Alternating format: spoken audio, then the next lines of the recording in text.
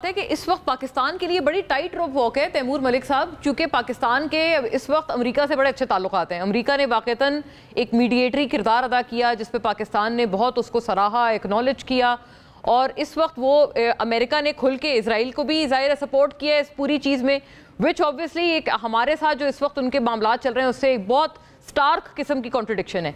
किस तरह से मामला आगे लेके चलना है और ये पाकिस्तान ने अब इसमें काम करना है, हमें कोई दूसरी राय नहीं होनी चाहिए कि जो अफनान साहब का व्यू है आप इसको इंडोर्स करते हैं कि अब वाकई पाकिस्तान ने अब मामलात अपने हाथ में लेने हैं और इनको हल करना है, इनको आखिर तक ले जाना है, क्योंकि उनको कोई अभाम नहीं है कि हमें वो दुश्मन तस्वुर करते हैं। और ये बात दुरुस्त है कि नेतन्याहू के इस तरह के स्टेटमेंट्स हैं warning Iran and Pakistan alike. जी बिस्मिल्लाहिर्रहमानिर्रहीम। देखें, जो खुशाइन बात है कि जो हमारे हुकूमती जमातों के रहनुमा मौजूद हैं, इन्होंने जो बात की है बिल्कुल पाकिस्तान इसके ऊपर एक पेज के ऊपर है और होना भी चाहिए। लेकिन अफनान साहब ने थोड़ी वो सियासी तरीके से बात की कि पाकिस्तान का क्या रोल होना चाहिए। मैं क्योंकि लॉ फेयर का, इंटरनेशनल लॉ का प्रैक्टिशनर भी हूँ, मैं थोड़ी सी कानूनी तरीके से बात करूँगा कि बिल्कुल पाकिस्तान को रोल लेना चाहिए, बट उसमें हमारी जोहरी ताकत जो है उसके इस्तेमाल की बात नहीं आनी चाहिए। पाकिस्तान एक रिस्पॉन्सिबल न्यूक्लियर स्टेट है।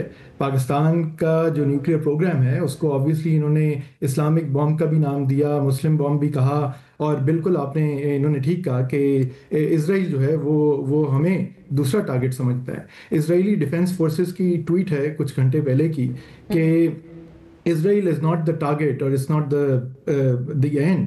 कहना वो ये चाह रहे हैं कि ईरान जो है उसके बाद अपने और डिज़ाइन भी रखता है, हालांकि हकीकत बरक्स है कि Iran is not the target, Iran is not the end. और ये आई थिंक हम सब इस बात पे एग्री करेंगे कि इजराइल के जो प्लान्स हैं, जो विजन है, वो पूरे खित्ते तक जाता है, और पाकिस्तान जो है वो उसके अंदर एक बहुत अहम कलीदी किरदार अदा करता है। तो पाकिस्तान को देखें, इस वक्त सबसे इम्पोर्टेंट जो चीज़ है, एक तो पहले खुशाइन बात है कि पाकिस्तान के फॉरेन ऑफिस ने एक जामिया, एक क्लियर स्टेटमेंट जारी की है, इसको कंडेम करके इजरायली एक्शंस को एग्रेशन करार दिया है, इंटरनेशनल कवानीन की खिलाफ वर्जी करार दिया है।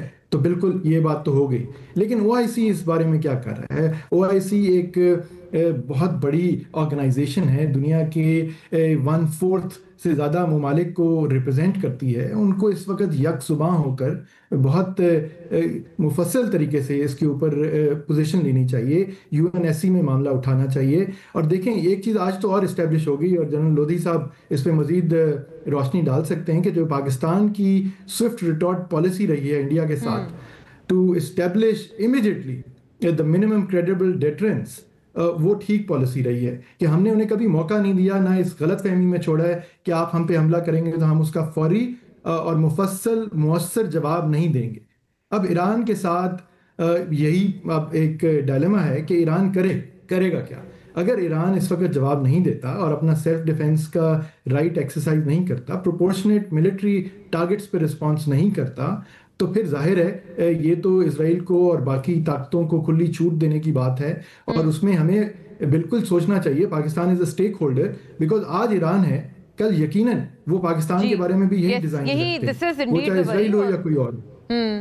अच्छा, ये मलिक साहब एक बात इसमें है, मैं आपने कहा कि पाकिस्तान को सोचना चाहिए, बट मैं सिर्फ एक अर्ज ये है कि देखें, आपका आपका इंडिविजुअलिस्टिक स्टैंड से हमेशा बहुत नेशनलिस्टिक नेचर का रहा है, कौमी नेचर का रहा है, बिलखुसूस इन मामलात पे मैंने देखा है। बट जब मैं भी गिलानी साहब से सवाल करी थी ना कि आप उन लोगों ने कितना यूनिफाई किया है इंटरनली स्पीकिंग इस इशू पे तमाम पाकिस्तानियों को, ये सवाल फिर आपसे भी उतना ही लाजिम बनता है, क्योंकि आई रिकॉल एक फ़लस्तीन के साथ यकजहती की कॉन्फ्रेंस थी जो कि पीटीआई ने बड़ा अलल ऐलान उसको बॉयकॉट किया था। देखिए, मैं इस बारे में तो कोई दो राय नहीं है, जो मैं आपके शो पे कह रहा हूँ वही बात मैं पार्टी के अंदर भी कर रहा हूँ और करूँगा, और मेरे जैसे और कई हैं कि इस मामले के ऊपर तो हम बिल्कुल एक ही पेज के ऊपर हैं। और पाकिस्तान तहरीक इंसाफ हो, हम अपनी इंडिविजुअल कैपेसिटी में हो, तो बिल्कुल लेकिन वो दिखना चाहिए, राइट मलिक साहब, आपकी पार्टी की तरफ से वो रिफ्लेक्ट खुल के आना चाहिए, वो एक पेज एक्सप्लिसिटली नजर आना चाहिए, दिल में तो नहीं रखना हमने एक पेज। आई थिंक आएगा। देखें, नहीं नहीं, बिल्कुल देखें आएगा। जिस तरह इंडिया के साथ जब जंग हुई उसमें आपने देखा कि सोशल मीडिया पे एक बहुत बड़ी ताकत जो है वो पाकिस्तान तहरीक इंसाफ के वॉलंटियर्स की, सपोर्टर्स की है। मैं पार्टी ऑफिशियल्स की बात नहीं कर रहा, बट जो आम अवाम है जो मुंसलिक है पीटीआई के साथ, और आपने देखा कि उन्होंने इफेक्टिव तरीके से इंडियन प्रोपेगेंडा को काउंटर किया, पाकिस्तान की स्टेट पोजीशन को प्रोपगेट किया, और पाकिस्तान के मीडिया ने भी बहुत अहम रोल प्ले किया। मतलब पाकिस्तान का मीडिया और इंडिया का मीडिया, आपका शो और उधर अर्नाब गोस्वामी का शो, दो मुख्तलिफ दुनिया में चल रहे थे। सो जो भी बात थी पाकिस्तान की, जो लॉसेस भी थे वो भी एक मुनासिब तरीके से बताए जा रहे थे, और जो विक्ट्री थी वो भी दिखाई जा रही थी। इंडियन मीडिया तो बिल्कुल दूसरी तरफ था। करेक्ट, तो हम सब का एक रोल रहा, और ये पाकिस्तान की जंग थी, हम सब की जंग थी। अभी भी ये जो मामला है, देखें पाकिस्तान इज अ अगर कोई दूसरी एक जस्ट अ थॉट, हमारा नेबरिंग